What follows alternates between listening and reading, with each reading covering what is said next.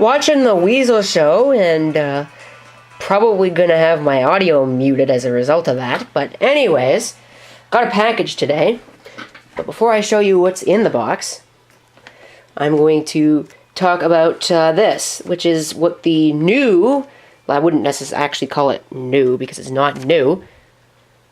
The new machine is going to replace, and it is this Tekra 8100, which I'm not displeased with its performance. I really am not displeased with its performance at all, but it's a little bit too slow for some of the audio effects that I want to perform. This is my music computer, of course, and I use it for my live shows. Now, it's surprisingly well behaved for what it is. It's a Pentium 3 500 with 512 megs of RAM and a 40 gigabyte hard drive, with this external USB drive holding all the music. Like I said, for a Pentium 3 500, it's fairly well behaved, but it is definitely slow when generating the waveforms, and you can tell when you're trying to do more than one thing at once that it really is not up to the task, but it is certainly not too bad. Running Windows XP, of course. But I might as well talk about what I got. What I got is something that I've been looking for a while. It is related to the Toshiba Tekra. It is a Toshiba Tekra. And it's not new. There was one other condition that it was satisfying, but I don't remember what it was. I seem to have forgotten it on my way back here after attending to whatever it was that I was seemingly called for and then ignored about. But anyway, let me show you exactly what it is after I shut this down that I got.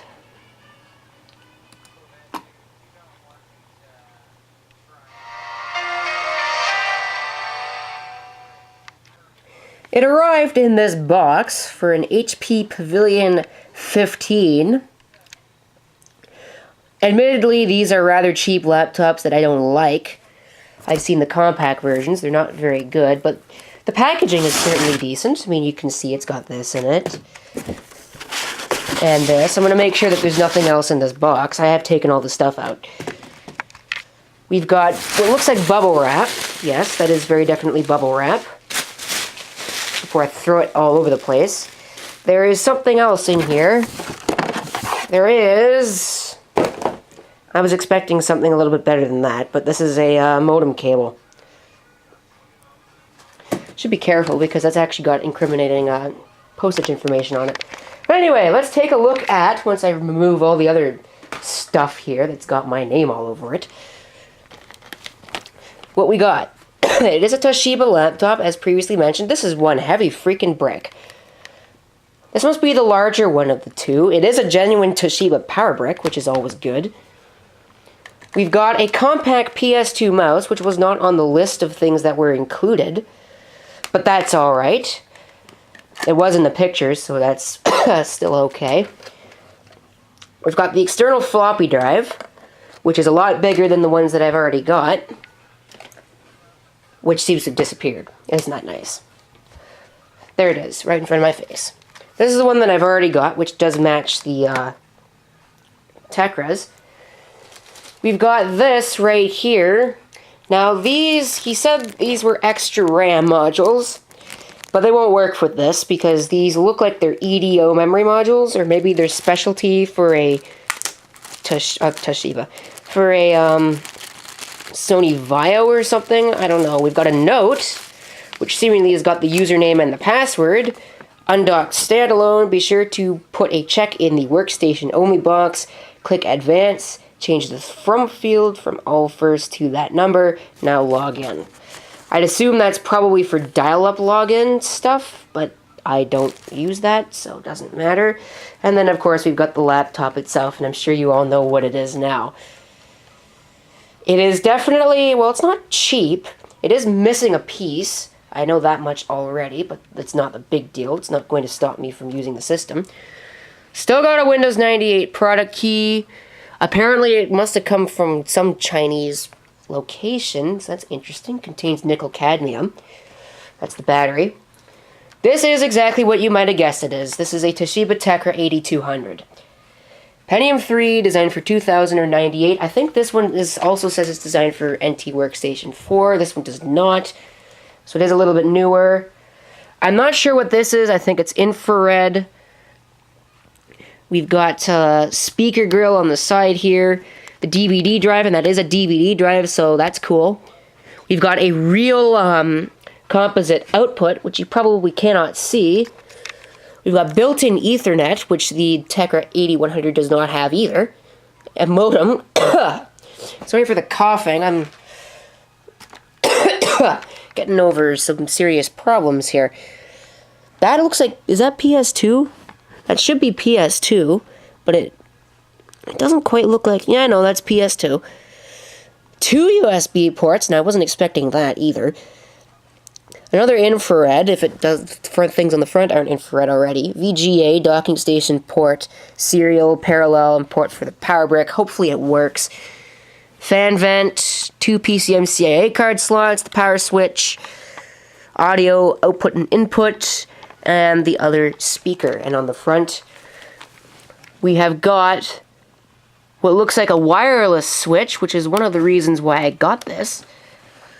And, of course, this as well. I have no idea if it's got the wireless built into it. I think it was only an option, but we'll have to find out. So anyway, I'm starting to get a little bit... oh, yeah, I should probably mention this. This is interesting. It's got a rubber front, which the 8100 doesn't have. I'll show you that here. This is what the 8100 looks like. It's got a nice metal finish here and the rubber at the back. This does still have the rubber at the back, but it's not a metal finish. It's actually a glossy plastic, which I'm not too big of a fan of, but it's alright. It's just the back panel. It's not like it's the palm rest or anything. I hate the palm rests being glossy. And this piece right here, which I think... I'm not sure what this is for, why it's here. But anyway, let's get this set up and ready to go and see what it does. Bad RTC battery, bad CMOS checksum, blah blah blah, whatever. I hear a hard drive, so that's always good news. Sounds like an IBM, so I can already tell you that much. Let's see, what else have we got here? 256 megabytes of memory, that's going to have to change. So I will definitely be taking a stick out of that and putting it in here, or taking both sticks out of that and putting them in here. Battery options, CPU frequency, dynamically switchable. This is a slightly different BIOS than I had on the other one. But most of this looks pretty sane, so we're going to escape. Should cause the system to reboot. Yep, In Touch with Toshiba. This one displays it. In Touch with Tomorrow. What's this going to boot into? Windows XP Professional. The seller said it didn't have an operating system on it. So it's taken a little bit to boot. But it is doing something, I guess. It is kind of dirty on the bottom. I can fix that. M&T Bank. I'm going to go ahead and stop the camera so I don't show anything incriminating against the original user. This here, folks, is why you always erase your hard drives before getting rid of an old computer. You see, they didn't empty the recycle bin, and you've got training plans, procedure templates, conversion trainings, script entry, we've got insurance documentations. This is ridiculous. You don't do this. Yes, see, look at that. I wonder what kind of other, it doesn't look like it's got any pictures. I'm not going to reveal who the owner is. I don't even know that information yet. Let's see if the system properties is disabled. This is actually a build. It's a custom build by a company.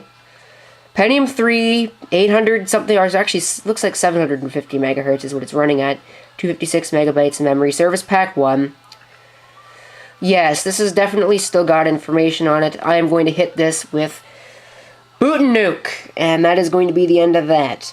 After I take a look at some of this incriminating documentation stuff. I'm not going to spill it because I don't want to do that. I'm not that kind of person. But come on, erase your computers before you get rid of them. I'm surprised it's not more of a problem than it is. Because for all I know, there could be saved passwords on this. There could be all kinds of stuff. There could be information for people, I don't know, that's going top secret. They're not supposed to share with anybody. Confidential documentation. It's all here. I still got it. So I don't know quite what to say about that. I can't verify if it's got wireless hardware or not. Actually, I can. I'm going to go ahead and take a look here. At the device manager. Yes, there are people's names in here. I don't know why people don't erase their computers before they get rid of them.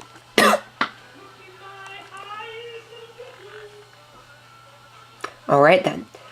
VPN adapter, Pro 100. It's only 100 megabit, but that's fine. It does not look like we've got any wireless, but that is okay. I don't need that. And that is it, pretty much it for that. I'm going to shut this off, and I'm going to completely erase it.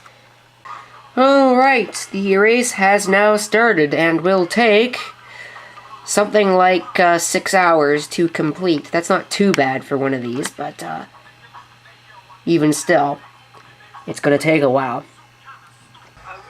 I have a notion to try something here, because this is a Pentium 3 850 with a DVD drive. I'm going to try and install Windows 7. The first person to tell me that that's a pirated disc is going to get banned, because it's not. Alright, I think it's pretty safe to say that this is probably not going to work. Let's try loading XP on it like I was going to do in the first place. And the setup sound works on this computer too. It really is a blast from the past to hear that.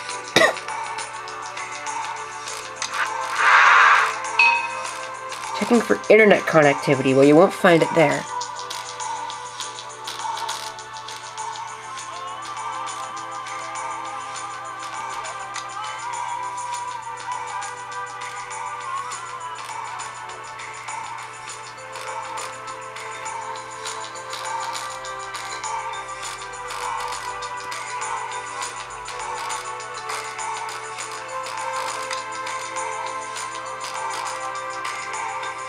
No, I don't want to register, because it won't matter anyway. Windows XP is out of support. Enter the name. Names. Finish.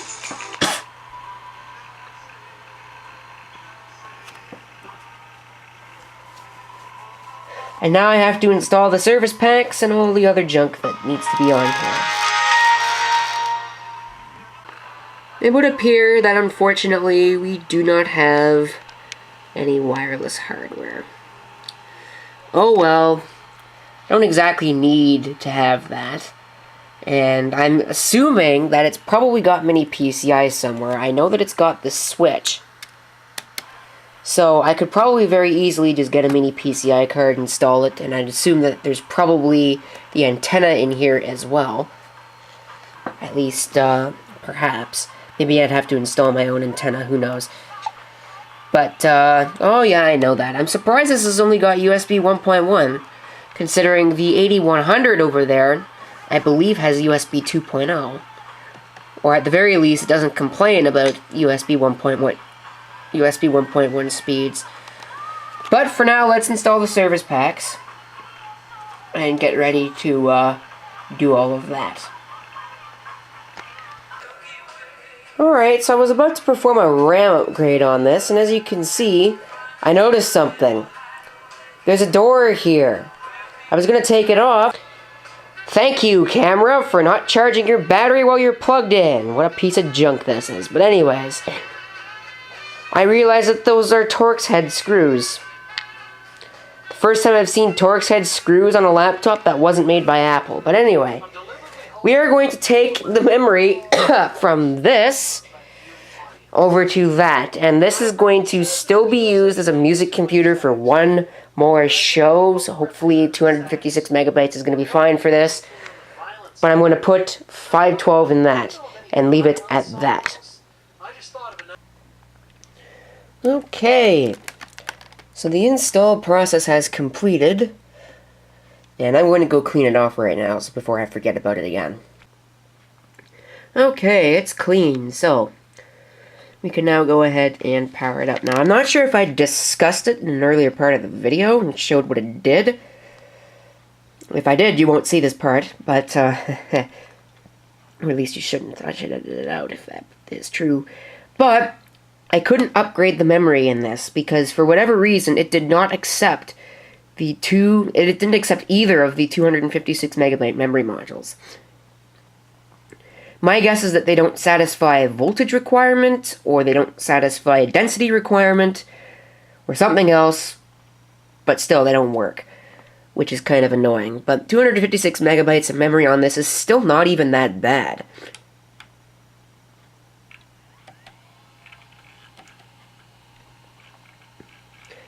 And yes, this does display the In Touch with Tomorrow logo, unlike the 8100.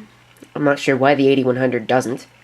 It's still a mystery to me. I'm going to install a decent browser, and then I'm going to install Mix, get my system background, and get all the other stuff set up.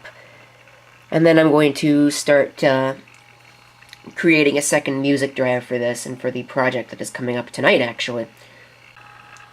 Ew, this Firefox user interface sucks. That's more like it.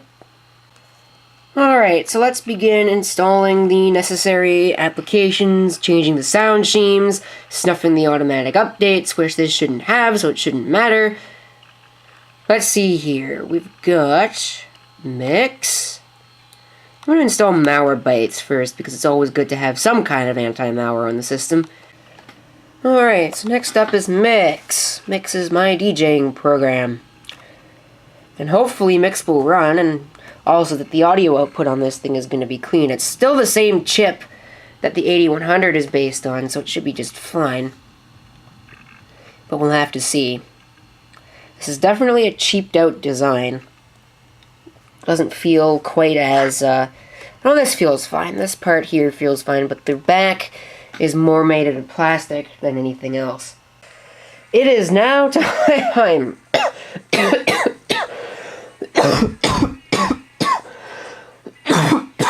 Well, that was the end of that, I guess. It is now time for the exciting conclusion of the new music player saga. Now, I'm not going to show it being set up in its new place just yet, because there is something I still need to do with that. But what I will do is I will set up the music, finally, and give some general overview. The system is now done. It is clean. And it is basically going to stay this way. Turn that down so it's not overpowering and I don't get my video muted. Even though it's probably already going to get muted. Yeah, fast would not be a way to describe this. But let's set up Mix, finally. And, we would be ready to go. Not gonna be fast, that's for sure.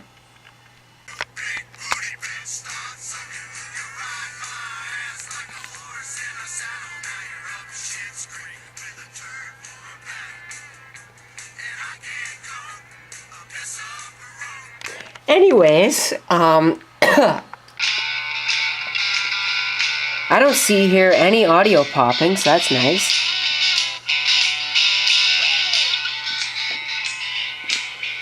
The internal speakers don't exactly sound great. Anyway, I think that's pretty much enough of that. That's all you really need to know. Music player is well and good, and it will be in that computer's place tomorrow. And that is going to be taking place at the Dell. And as for the Dell, I don't even know what I'm going to do with the Dell now. Because it's basically useless to me, because it can't do any audio-related things. And I really just don't have a use for it now. So it's probably going to end up in the closet. And I'm going to forget about it, but there you go.